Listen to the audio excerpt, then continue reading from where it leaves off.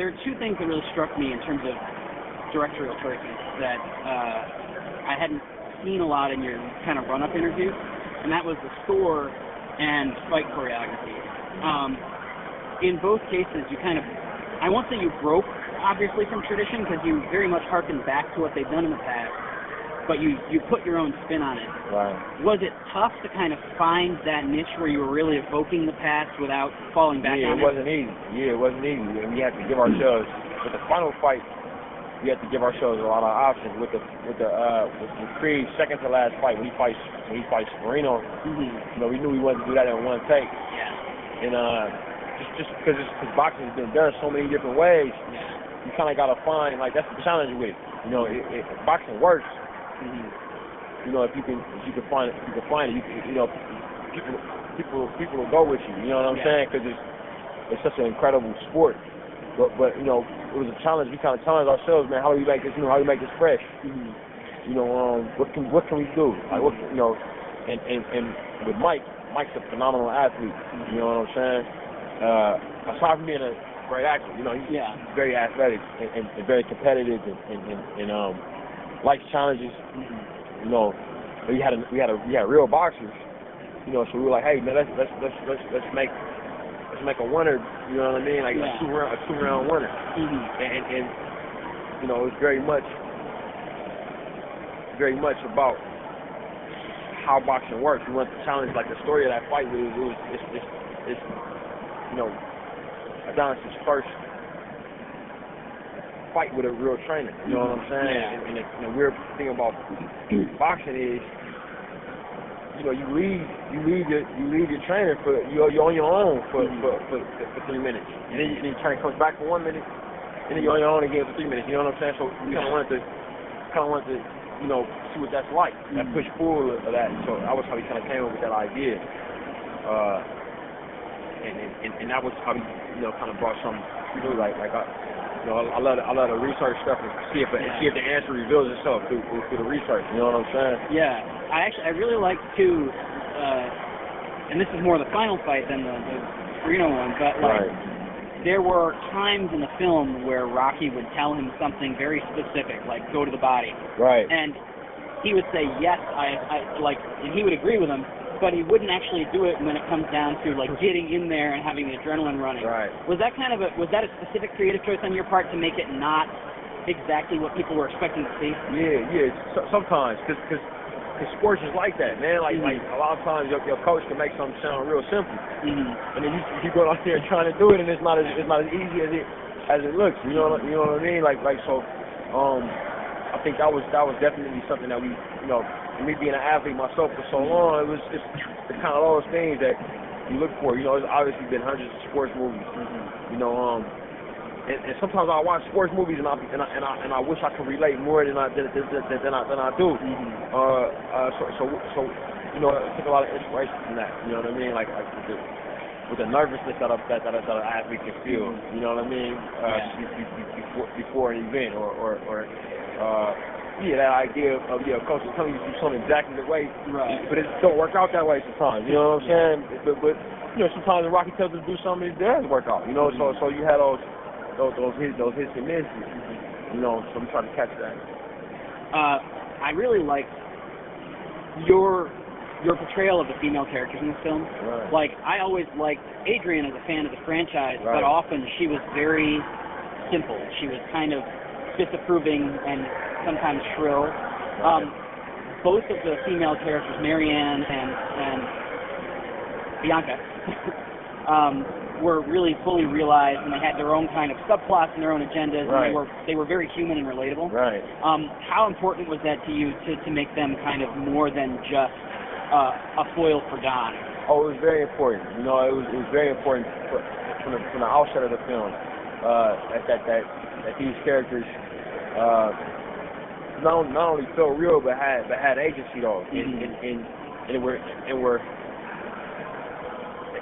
complex. You know what I mean? Like I wanted them, you know, I wanted them to be. You know, you don't always like them. You know what I'm saying? Watching the movie, you don't always like what they do or what they have to say to the character. And for for boxers, you know, one thing I realized and I noticed in researching and having conversations and going to gyms is, you know, these people, they lean on the women in their lives greatly. You know, you often go into a gym and the owner of the gym, you know, points you to his wife to sign up. And you realize this woman runs all the numbers at this gym. This woman is the manager of his whole facility. Or you'll find fighters who their wives are their managers, or that, you know, and so what I was interested in was, you know, what is Apollo Creed's widow? What is she like? You know what I mean? What are her attitudes towards, you know, the sport of boxing? You know what I mean? What are, you know, her husband died doing this thing, but this thing also gave them this life that they have. So her feelings towards it got to be complex, and she fell in love with a fighter. So she got to kind of know what that lifestyle is like. You know what I mean? She can't be completely naive about her son. You know. And with Bianca, you know, what we wanted to show was, you know, what love looks like in this age. What does love look like in the mid 2010s? You know what I'm saying? What is it? You know, and in this day and age, relationships are complicated because women are professionals. You know what I mean? Like, women are all going out trying to get it just as much as we are. You know, and you know, she's in an industry that's just as hard, if not harder, to make it than boxing is, you know, for the musicians. And the clock's ticking for both of them, you know what I mean? Because they're not spring chickens when we find them, you know what I'm saying? They late 20s, early 30s, you know, and she's trying to make it in her thing, he's trying to make it in his thing, and they got to line up. If they don't, then they won't work out, you know what I'm saying? And maybe that's fine, you know, so it was that kind of relationship. And we were also interested in, a character who was okay with him fighting. You know what I'm saying? Who is, you know, who you know, she meets him as a fighter, and you know, she's not ever at any point, hey man, you stop doing this, because you see that so much in movies. Right. You know what I mean? Like, and the reality is that boxing is a damaging sport. It's a sport with great consequences. You know what I mean? And but at the same time, you know, a lot of things are that way. And then when you see these relationships, you know, sometimes you see women who support their dudes in this thing, even though it is something that can go wrong in many ways, you know. Now, without getting too deep into spoiler territory, we can say, like, the last bit of this film, like, that would be a fantastic final shot for Rocky. Do you think if there was more to come, that there is a future for this franchise without Sly? Man, that's a complicated question, man. I don't know if I can answer that. I can say everybody involved made this movie like it was gonna be their last movie, though. You know what I'm saying? That was the approach we took. We put everything into it, man. You know, as far as the future holds, I can't. It's tough for me to say. It's tough for me to say right now, but I think I think you're onto something with the last shot there, you know. I really like, by the way, that last shot leaves enough ambiguity, and you know, there's ambiguity to the ending of this film in a way. Right. And I like that because you resolve the ambiguity from the end of Rocky 3.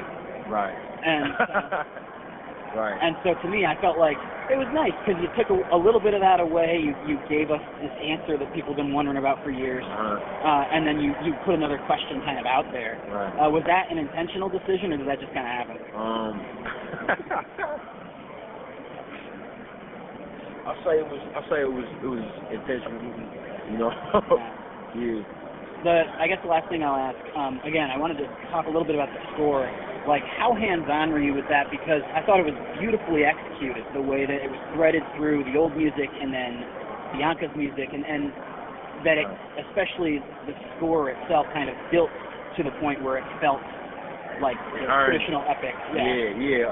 I mean, it was my composer and I, a little bit Gordon, so we're very close friends, and we got a long working relationship, and he, you know, how we work is he gets the script, you know, as soon as it's done. You know what I mean? He gets the first draft as soon as it's done, and we talk the character. Sometimes before the character even cast, you know, and he's working on developing music, so it gives us a long time to develop and find what we're looking for, and we knew that with the you know, with the fanfare, with the all you know, with the all Bill Conti music. It's fantastic. It's phenomenal. It's probably the most famous music there is. You know, and as far as movies go.